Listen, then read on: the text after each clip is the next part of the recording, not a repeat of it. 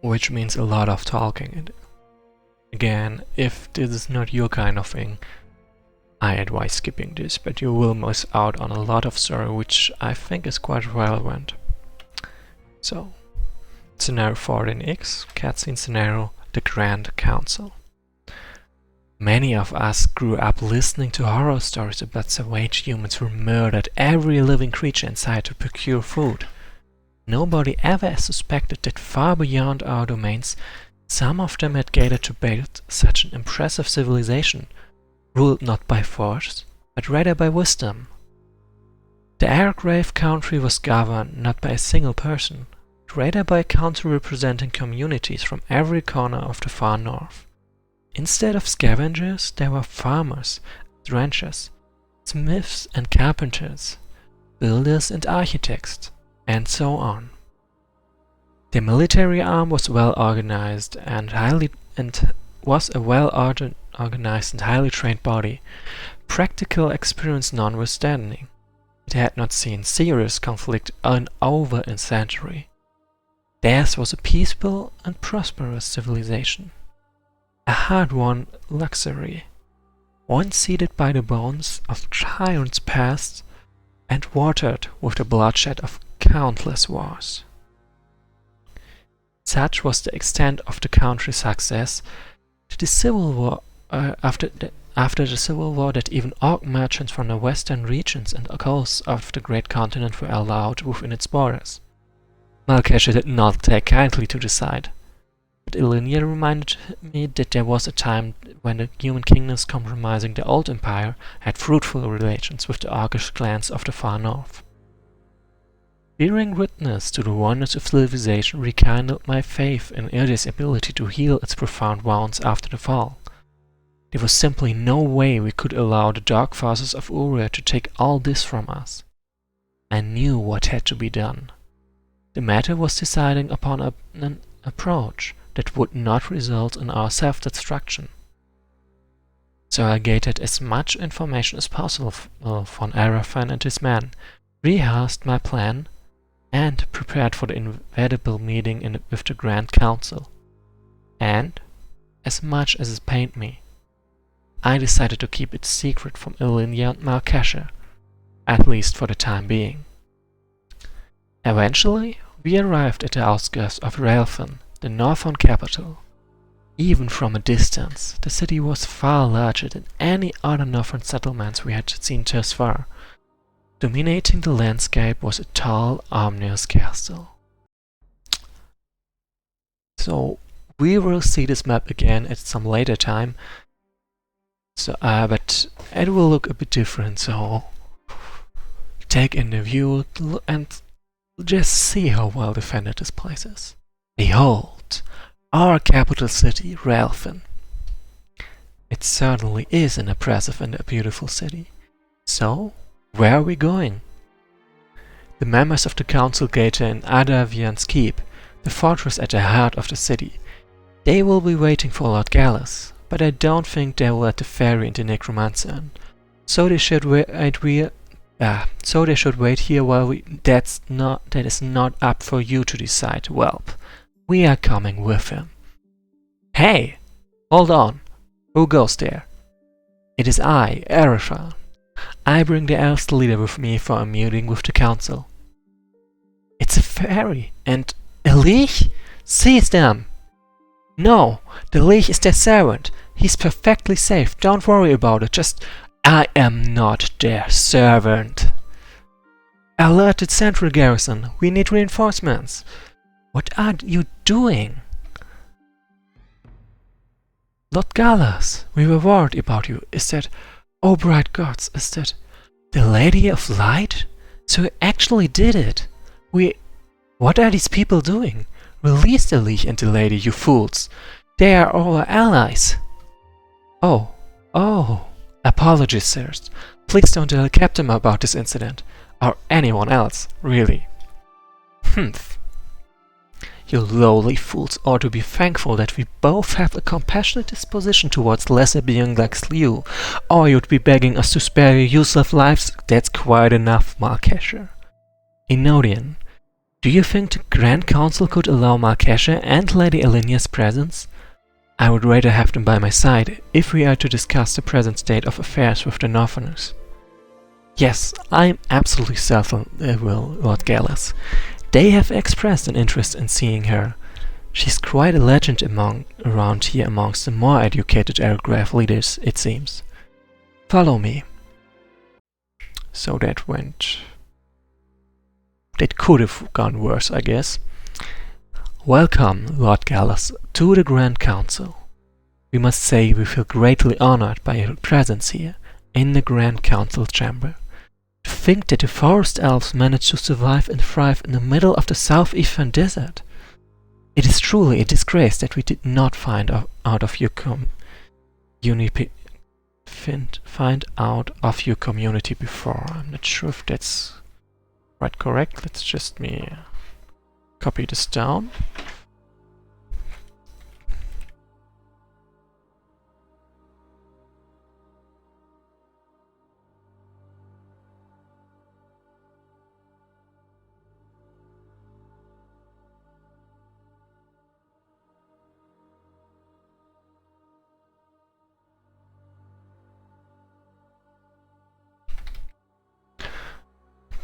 Community before. All this blood and tears could have been avoided had we gone searching for civilizations, hidden amidst the cruel sands. Thank you for your hospitalities, my lord. It's our pleasure to meet such a fine people as well. So, Lord Ignodian came to us with the bulk of your not very impressive army, and he also brought your civilians. He has asked us for shelter since your people lost their home in your war against the Chaos Empire. Pardon me, sir, but it is not a war. Our home and most of our forces fell victim to a large-scale invasion by the Chaos Empire, started with no provocation whatsoever. We were completely unaware of their existence until their troops set foot in our lands. And then your people hid underground and found this pet leech of yours who is, for some unfathomable reason, allowed to walk around freely, let alone punished for his crimes against nature. Who allowed him into the council chamber anyway? I did. And we have already discussed this before. Countless times, I must add. Malkesha and the Lady of Light shall be considered our friends, for as long as the elves treat them as such. Very well, then. They seem awfully prone to lumping you together with me on their undesirables list. How do you feel about this turn of events, Elenia? I'm not particularly impressed, but at least you seem delighted by the irony. Say, Lord Gallas, Lady of Light, and I ask this on a purely hypothetical basis. What possible benefit would allow you people to settle lands within our borders give us? Why should we cede resources that could be put to a better use serving our people? That is an excellent question, my lady. So allow me to ask. For how long have you been struggling against the Chaos Empire's advances into the northern lands? Your messenger and Raphan made it sound like you've been aware of them for quite a while. We had dealt non-violently with them for years before they decided to cease all trading and communication with us. Still, they have not proven an actual threat thus far, beyond a few occasional skirmishes and Glamdrol. The dwarf kingdom of Volgran and Hafka shield us from potential attacks coming from the Half Mountains, and the southeastern desert is an effective natural barrier against invaders. Hafka fell just a week ago, and the enemy is now recruiting Orcish mercenaries to their cause. How long do you think it will take them to penetrate the Airgraph country? Adopting a defensive stance and hoping for the best is exactly what resulted in Hafka's doom. And your proposal is? Gallas, what are you planning to do? My proposal is as follows. We shall pledge allegiance to the Grand Council as long as our people are granted lands to live in the Airgraph country. Furthermore, we shall officially declare war against the Chaos Empire, and we expect you to do likewise. We intend to cooperate fully with the war efforts, placing our army at your disposal. So I want to interrupt right now for a moment, because we have got two cameos. This is Inodian, one of the Elvish leaders, and this is Lady Anaya, which we had along with us in, what's it called, when we found Alinea. Wait, what?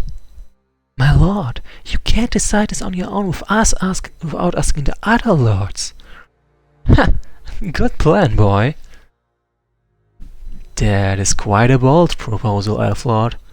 However, if the enemy is so strong as it's been rumored, can we really expect to win a war against them with our combined forces alone? Even if the Chaos Empire is already trying to undermine Wesnoth's political stability by enlisting orcs, we might still be able to turn the majority of them to our side if we play our cards cautiously. The Western clans might agree to join us in alliance if we give them something in exchange, such as some of the Empire-controlled lands. Then by extension we would be allying ourselves with the orcs too. This must be some sort of joke. Gallus, you would not agree to such a thing, right? Quite you. There is no time to let personal grudges guide our decisions. That might actually work. We can keep the fertile areas and hand them barren wastelands to keep them content. Honestly, what an ass. You say that, but it is perfectly evident to anyone with a drop of sense that he wants to avenge his mentor, friend, whatever the accursed priestess was. We can and should work out the details later. Malenkesha, please, I'm trying to pay attention. Could you keep quiet for a minute? We can discuss this later. Lord Gallus, perhaps you would prefer to take some time to... No, I skipped that part. Let me just pull up the scenario file so I can keep reading this without having to restart the whole thing. Just a moment, like you will see what Malenkesha says for a while, but I will find the right line and read what this dude over there was going to say. Just a moment. Sometimes I wish there was some turn back option when reading dialogues. The Grand Council, there it is. As you wish. So, as this guy was going to say, Lord Gallus, perhaps you would prefer to take some time to consider the proposal. Once we officially sign the pact, there will be no going back for us or your people. Nonetheless, I would like to put forth a clause of your own. As you wish. Sure. We want the Lady of Light and the Lich Malenkesha and all necromancers under your control to pledge unconditional allegiance to the Grand Council of the Northern people. This also means that their actions will be governed by the Council, rather than the Elves' leadership. Wait, what? Gallus can't do this! Gallus! I am sure they will exceed. My condition is that their safety be guaranteed at all times, as this was also Malenkesha's conditions for assisting us on the way to Hrothgar. And if I must participate in field missions, I shall be allowed to have them by my side, as I deem necessary or convenient. Gallus, I object to this! Gallus! I should have killed this kid when I had the opportunity back in those caves. Very well then. This has been a pleasantly productive discussion, everyone. We shall give Lord Gallus 1 week to make his decision, but it would be highly beneficial for us to strike a deal with the orcs first, as time is of the essence, and we need to secure their support before the Chaos Empire does. I say we assign Lord Gallus the task of negotiating with the orcs. May this serve to the Council as a proof of his commitment and loyalty. Agreed. Agreed. Agreed. Agreed. Gallus, I hate you so much right now. Relatable. So, last part of the cutscene. Gallus, why are you doing this? First you decide to lead the elves to war without consulting with Lord Enodian and the others, and then you treat us, as a mere procession to barter for political favors. Have you lost your senses? I'm truly sorry, my Elinia, but I understand that you are intent on avenging Elinde, but isn't the safety of your people a more pressing matter now? How can you do this to them after going through so much to escape from the fall of Uria? Elinia, do you really believe the Araggrave country can withstand a full-scale invasion from the Empire if the dwarves couldn't? Nelvarden, Idel, Hafgar, all their larger kingdoms have fallen over time. The Araggrave don't take the Empire's threat seriously and only see this was a convenient opportunity to keep their complacent troops entertained, as well as to deal with the orcs. They also expect us elves to do most of the work for them, so they will have even fewer of us to accommodate in these lands. My comrades, Childhood friends, the Lord who has served faithfully all these years. The woman who cared for me as if I were her own son. They are all dead. Why would I want to perpetuate this living hell, Elinia? Do you really believe the humans will be as charitable as to allow us to dwell in the territory without a steep price to pay? And what will we do when the Chaos Emperor comes knocking on our door? A war against the Empire could last for years, perhaps possible decades. Our people. That is why we must figure out a way to put an end to this madness. Together. Wait, you're not thinking of taking the fight to the Emperor? I cannot go with you, Gallus. It has been far too long since I last participated in a mission like that, and I am far too weak for the amount of time I spent slumbering underground. And if it comes to that, I can't summon the power of the Union again, not without Argan. I cannot be the elf's living weapon again. I'm sorry, Gallus. Fair enough. I will be taking Malkasha with me, anyway. Who will lead the elves in your absence? Lord Enodian will replace me as Dragon Lord once we finish dealing with the orcs and humans. Don't worry, I'm sure you will make a fine advisor to him and Lady Onaya. It was not so long ago that he was but a mere kid who let the priestess make all decisions for him. He has truly become something, don't you think? Yes, and that's exactly what troubles me. I mean, seriously, oof.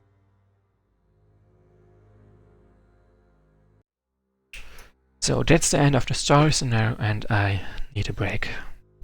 I think I will continue tomorrow. It's very unlikely that I will find time again today for the next scenario. Have a nice day, and thanks for watching.